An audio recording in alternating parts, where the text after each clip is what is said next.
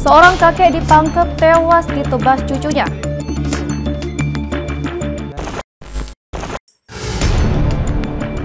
Seorang oknum TNI teror politisi Partai Gerindra. Seorang mertua tega menyetubuhi menantunya saat anaknya tidak di rumah. Assalamualaikum warahmatullahi wabarakatuh. Apa kabar Anda hari ini? Semoga Anda sehat dan tetap semangat beraktivitas. Selama 30 menit ke depan kami akan mengajak Anda untuk menyaksikan beragam peristiwa kriminal yang terjadi di sekitar kita. Bersama saya Nede Kusnadi di program acara Razia.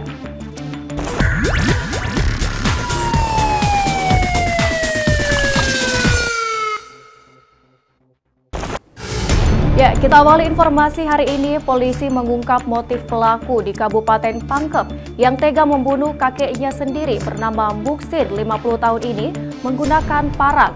Pelaku diduga kecewa karena diabaikan oleh keluarga sendiri saat anaknya sedang sakit.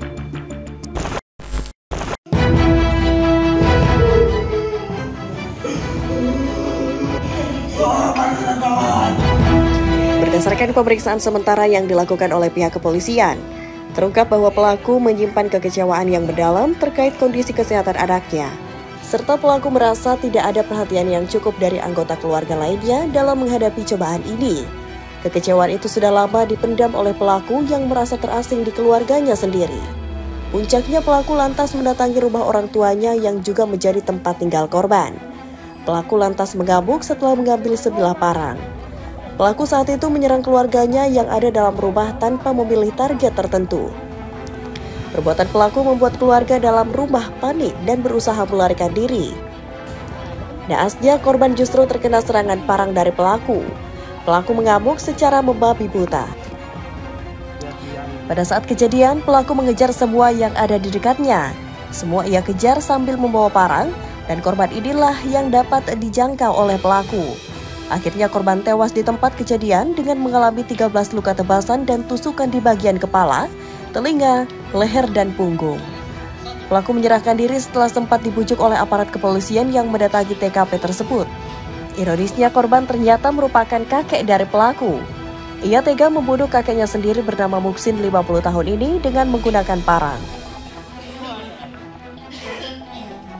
Jadi memang pelaku ini ada memendam kekecewaan karena memang pada saat itu ada keluarga yang sakit dan tidak ada yang memperhatikan ataupun kecewa lah terhadap pelayanan. Jadi mungkin tidak bisa memendam rasa kekecewaan itu sehingga muncullah dalam diri itu untuk mengamuk. Jadi untuk korban memang tidak ada niat dia untuk memilih korban, namun memang mengamuk secara membabi buta. Diberitakan sebelumnya pembunuhan itu terjadi di Kampung Tagari, Desa Lande, Kecamatan Tondong Talasa, Kabupaten Pangkep, pada tanggal 14 September tepat pada pukul 8.00 waktu Indonesia Tengah. Perbuatan pelaku sempat membuat warga sekitar geger. Dari Kabupaten Pangkep, Udin Syahrudin, iNews melaporkan.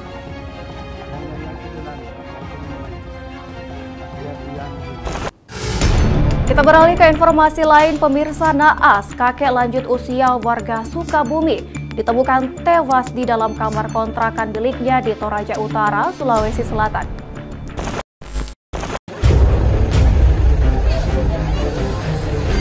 Seorang pria yang sudah lanjut usia warga Sukabumi ditemukan tewas tidak bernyawa di Kelurahan Metin Rotiku, Kecamatan Rantepao, Toraja Utara. Diketahui korban berinisial KB 62 tahun, kelahiran Sukabumi, Provinsi Jawa Barat, yang ditemukan tidak bernyawa di rumah kontrakan miliknya. Diketahui bahwa seorang lelaki tersebut tinggal bersama rekannya, namun sudah sebulan rekannya berada di Jakarta. Pihak kepolisian bersama TNI yang menerima informasi tersebut kemudian langsung menuju lokasi kejadian untuk mengevakuasi mayat lansia tersebut. Polisi yang tiba di lokasi langsung melakukan olah tempat kejadian perkara. Usai melakukan olah TKP, pihak kepolisian langsung membawa jenazah tersebut ke Rumah Sakit Elim Rantepao untuk disemayamkan sementara. Tidur di bawah kasur, terlentang di bawah kasur, dan di sebelahnya ada cas HP dengan kabel, namun kabel itu tidak terkontak dengan listrik. HP tercas dengan tercas. Dari Toraja Utara, Jufri Tonapa, Ainus melaporkan.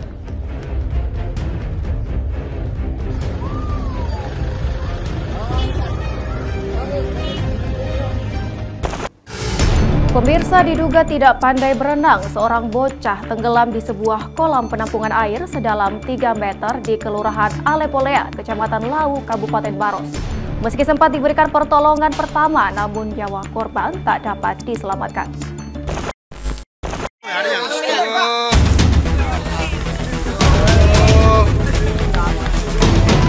Dari rekaman video amatir warga di Kelurahan Alepolea, Kecamatan Lawu, Kabupaten Maros, dikejutkan dengan tenggelamnya seorang bocah laki-laki berusia 12 tahun saat tengah mencari kerang sambil berenang di dalam kolam penampungan air bersama 7 rekannya. Pencarian terhadap korban ini melibatkan sejumlah warga yang turun ke dalam air untuk mencari keberadaan korban. Usai 1 jam proses pencarian, korban akhirnya ditemukan tidak sadarkan diri di dalam air. Bahkan warga juga sempat berupaya memberikan pertolongan pertama, namun nyawa korban tidak dapat diselamatkan.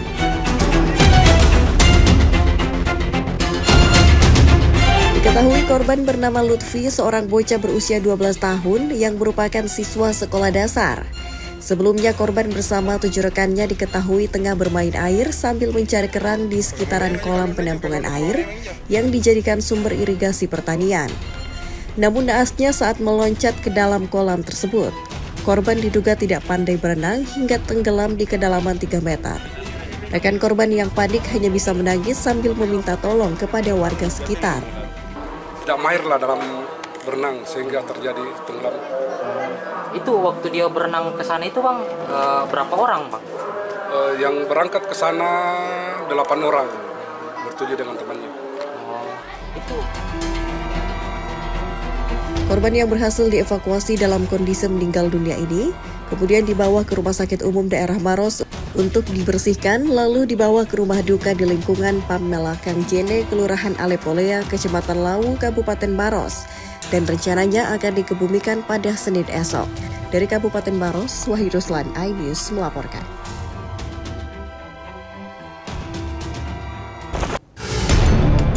Pemirsa, diduga hanya karena masalah sepele, seorang anak tega menganiaya ayah kandungnya menggunakan sendok makan di Goa, Sulawesi Selatan. Akibatnya korban mengalami luka memar di bagian wajah.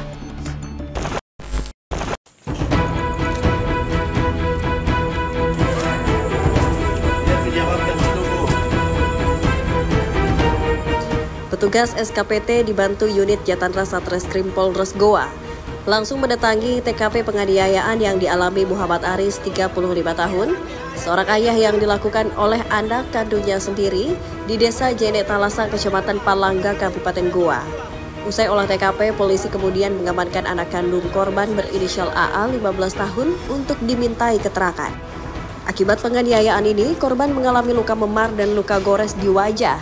Aksi penganiayaan yang dilakukan oleh anak kandung terhadap ayahnya ini bermula saat korban memberikan nasihat kepada pelaku. Namun pelaku justru marah dan melontarkan kata-kata kasar kepada ibunya.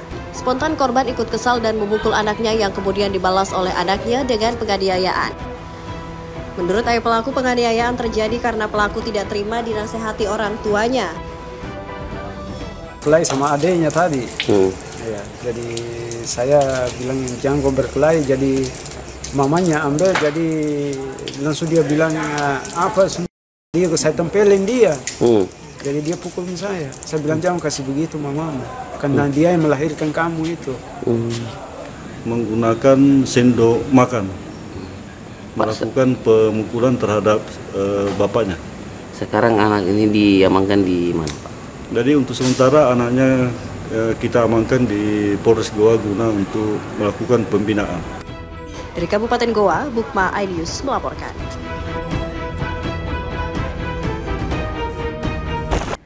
Pemirsa, usai jeda kami akan kembali dengan informasi seorang oknum TNI teror politisi Partai Gerindra. Selengkapnya sesaat lagi.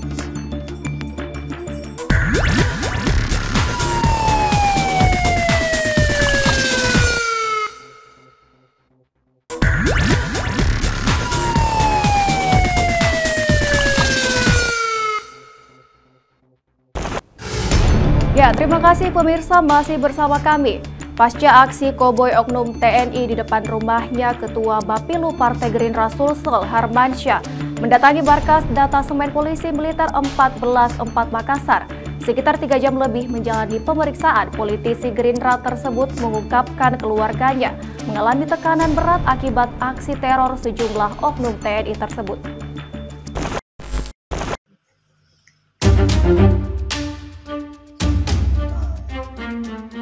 Pasca keluarga politisi Partai Gerindra Harmansyah dan istrinya Reni bersama dengan 4 anaknya merasa ketakutan dan trauma setelah aksi koboi oknum TNI melakukan teror dengan ancaman berupa senjata api yang terekam CCTV pada Rabu lalu di rumahnya di Kelurahan Bangkala, Kecamatan Manggala, Kota Makassar.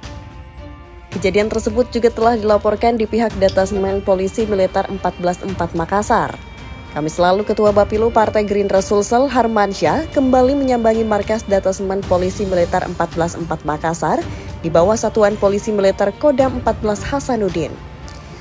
Dalam keterangannya, Harmansyah mengatakan kedatangannya untuk melengkapi laporan yang telah dilayangkan pada Rabu malam kemarin untuk melengkapi aksi teror yang menimpanya.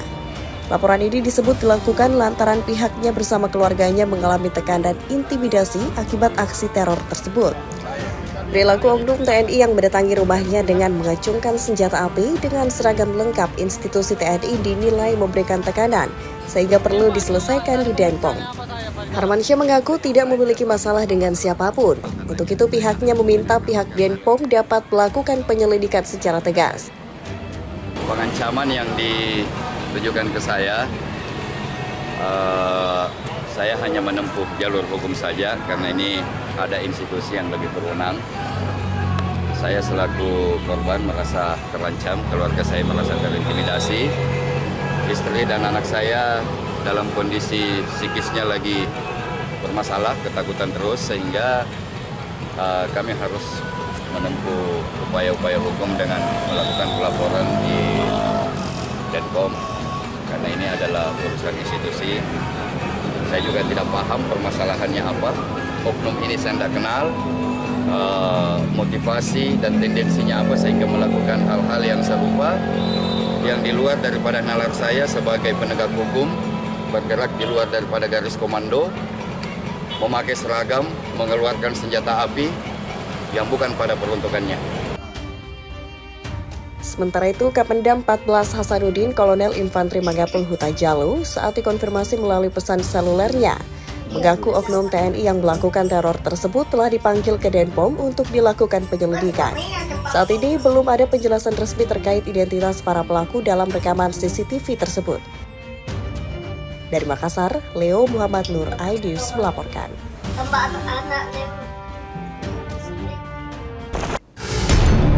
Kita beralih ke informasi lain, pemirsa. Polisi meringkus pelaku pencurian modus membantu korban kecelakaan lalu lintas di jalan raya di Kota Makassar. Aksi penangkapan terhadap pelaku berlangsung dramatis lantaran polisi harus turun ke rawa-rawa untuk mengejar pelaku yang melarikan diri.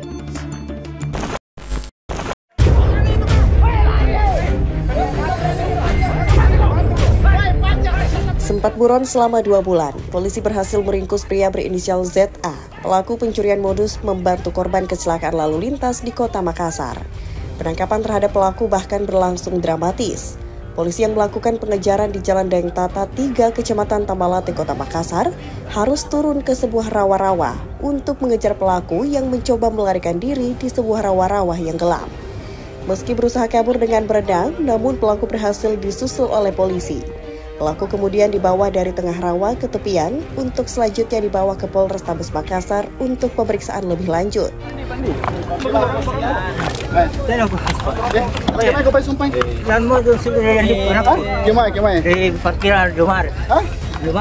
Pelaku ZA 54 tahun sebelumnya melakukan pencurian dengan modus berpura-pura menolong korban kecelakaan lalu lintas yang terjadi di Jalan Veteran Selatan pada tanggal 1 Juli 2024 lalu. Usai mengantar korban ke rumah sakit, pelaku kemudian meminta handphone korban dengan dalih untuk memfoto plat kendaraan yang menabrak korban. Saat mendapatkan handphone korban, pelaku kemudian meninggalkan korban di rumah sakit lalu kabur. Berpura-pura membantu korban pada saat terjadi kecelakaan lalu lintas. Kemudian meminjam handphone milik korban dengan alasan untuk memfoto, mengambil gambar mobil yang atau kendaraan yang menabrak. Tapi setelah itu membawa lari barang korban, termasuk handphonenya. Dari Kota Makassar, Muhammad Durbone, iNews melaporkan.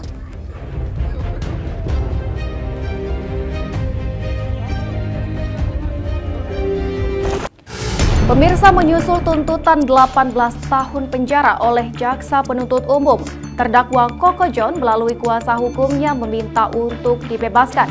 Pasalnya sejumlah tuduhan dalam proses peradilan di Pengadilan Watampone tidak terbukti.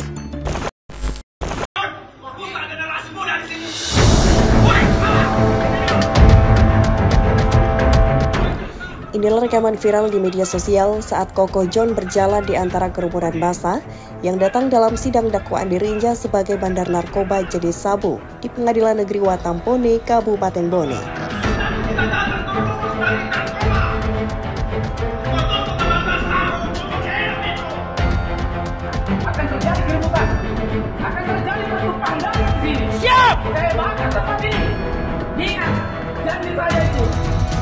Di waktu yang sama pada video yang viral ini, sejumlah ormas anti narkoba berorasi meminta pengadilan menuntut terdakwa dihukum seumur hidup.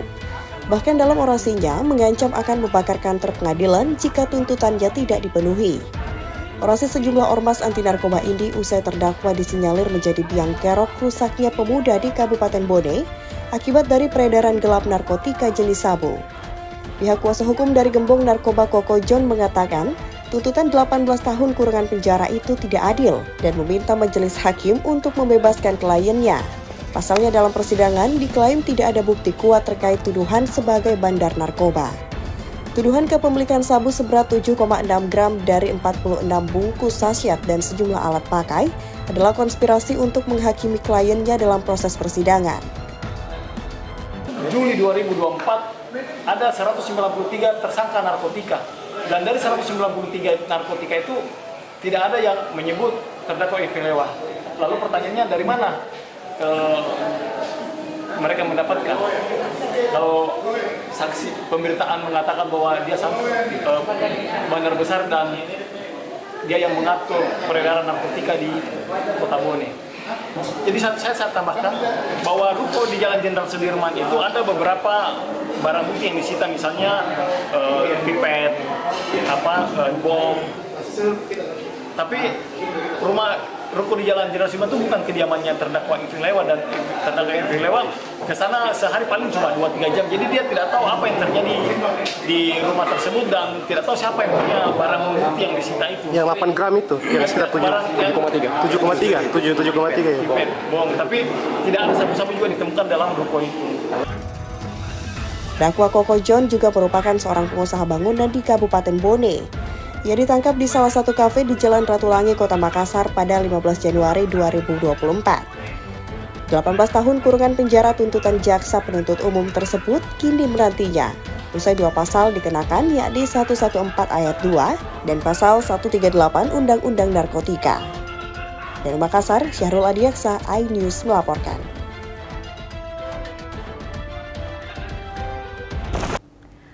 Seorang mertua tega menyetubuhi menantunya saat anaknya tidak di rumah. Informasi selengkapnya akan kami hadirkan sesaat lagi.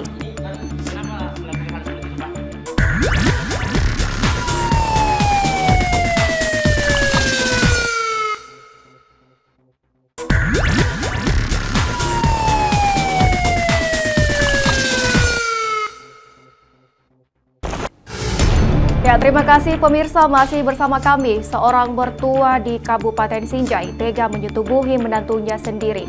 Perbuatan bejat tersebut dilakukan saat suami korban tidak berada di rumah. Akibatnya, korban langsung kabur ke rumah keluarganya dan melaporkan perbuatan mertuanya ke polisi.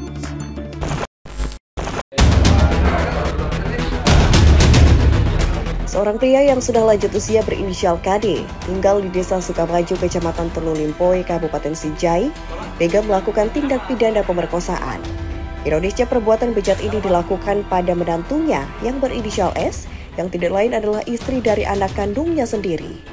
Korban yang baru berusia 15 tahun ini belum setahun menikah dengan anak pelaku dan belum dikaruniai anak. Korban tinggal di rumah mertuanya bersama dengan suaminya RJ. Namun ketika suaminya pergi mencari nafkah sebagai pedagang gabah, sang mertua melancarkan aksi bejatnya. Perlakuan ini dilakukan pelaku pada korban sebanyak 2 kali. Kejadian tersebut berawal saat rumah sedang sepi karena suami korban sudah berangkat bekerja. Tidak tahan dengan aksi bejat mertuanya, korban langsung kabur dan pergi ke rumah keluarganya di Desa Kalero, Kecamatan Kajuara, Kabupaten Bone. Bersama keluarganya, korban kemudian ke Mapolres Sinjai melaporkan perbuatan tidak senonoh mertuanya itu ke kantor polisi. Polisi yang mendapat laporan langsung mengamankan pelaku dan membawa pelaku ke kantor Polres Sinjai untuk mempertanggungjawabkan perbuatannya. Korban ini berdua dengan tersangka inisial KD. Pada saat korban lagi mencuci piring, tiba-tiba diikat dengan menggunakan handuk. Kemudian diikat ke tangannya, kemudian dibuka pakaiannya, kemudian langsung disetubuhi. Kedua yang hampir sama kejadiannya, dilakukan pada pagi hari semua karena suaminya namanya Sabarudin ya? Sabarudin pergi berdagang gabah atau padi. Maka pada saat itu juga, pada saat melihat situasi, tersangka langsung melakukan perbuatan itu dengan mengikat korban S ini, trauma meninggalkan rumah dan menelpon temannya untuk dijemput karena tidak tahan lagi tinggal di rumahnya. Polisi juga sudah mengamankan barang bukti berupa pakaian korban. Pelaku akan dijerat dengan pasal 81 dengan ancaman hukuman 5 hingga 15 tahun penjara. Dari Kabupaten Bone, Bulan Sri Indramayah, iNews melaporkan.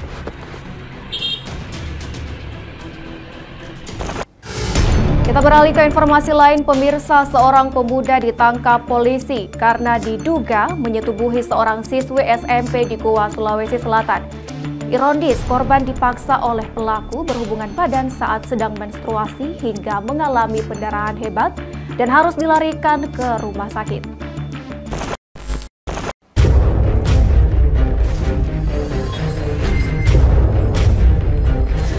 RP 24 tahun, pemuda yang diduga pelaku kekerasan seksual terhadap seorang siswi SMP berinisial SA 14 tahun, ditangkap petugas Unit Perlindungan Perempuan dan Anak PPA Satreskrim Polres Goa.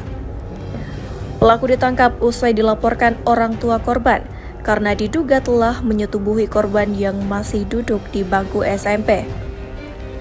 Ironisnya, pelaku memaksa dan mengancam korban SA untuk melakukan hubungan layaknya suami istri di salah satu rumah asrama polisi atau Aspol saat korban sedang menstruasi. Akibatnya korban mengalami pendarahan hebat hingga harus dilarikan ke Rumah Sakit Polri Bayangkara, Makassar. Kekerasan seksual yang menimpa siswi SMP tersebut bermula saat korban SA diajak oleh RP untuk makan bersama pada 27 Agustus 2024.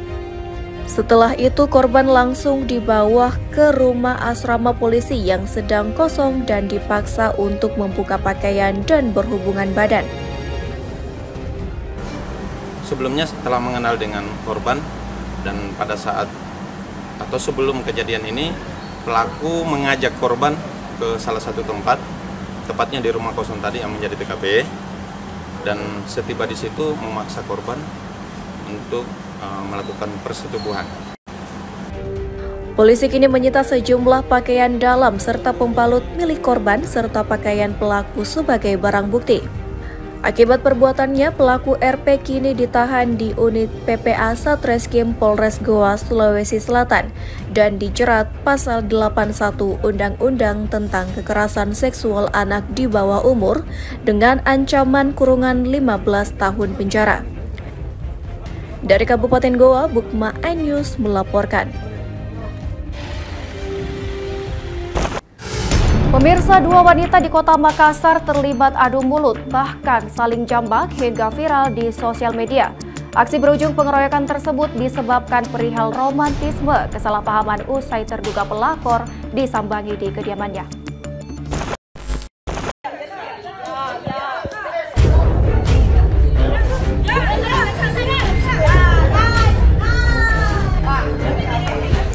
Inilah video amatir warga yang merekam 2 wanita terlibat adu mulut hingga berujung saling jambak di Kota Makassar. Aksi tak terpuji di depan umum ditenggarai akibat perihal romantisme, kesalahpahaman dalam memperebutkan seorang pria. Bermula sejumlah orang menyambangi korban atas nama Chelsea di kediamannya. Korban yang terpojok usai sejumlah kata kasar hingga tuduhan pelakor membuat terjadinya adu mulut antar keduanya. Hingga suasana kian memanas bahkan berujung saling pukul dan jambak-jambakan. Aksi ini pun viral di media sosial. Korban yang tak terima hingga mengalami luka lebam di sekujur tubuhnya kini melaporkan kejadian yang menimpanya secara resmi ke pihak kepolisian Polrestabes Makassar. Kan di dalam rumah kak, cuman ku dengar kiri itu jadi keluar kak juga. Terus sempat kulihat di jadi langsung ku video juga. Terus langsung kayak berantem nih di situ. Dikeroyok ini. Dikeroyok Siapa namanya itu yang dikeroyok kak? Chelsea. Dia sebagai? Kenapa? Sebagai mahasiswa? Iya mahasiswa kak. Chelsea baku temannya sama itu yang tetanggaku. Jadi pas kejadian tadi ada juga di situ. Berapa orang yang datang kak? Kalau setahuku yang datang ini Chelsea 5-6 orang kak. Oh perempuan? Ada juga cowok satu. Iya, netuduh yang ndak seperti kayak pelakor apa kayak begitu karena itu yang tadi nasib sebut. Berarti dituduh pelakor ya. Ini si korban Pak ya dikeroyok. Terus berawal pada saat korban didatangi oleh beberapa orang pelaku, kemudian terjadi kesalahpahaman sehingga terjadi cekcok dan dilakukan pengeroyokan oleh beberapa pelaku. Kemudian ada beberapa pelaku sudah diamankan juga, pelaku pengeroyokan tersebut. Sejumlah pelaku yang dalam rekaman melakukan aksi penganiayaan kini dalam pemeriksaan pihak penyidik Polrestabes Makassar. Dari Makassar, Syahrul Adiaksa, iNews melaporkan.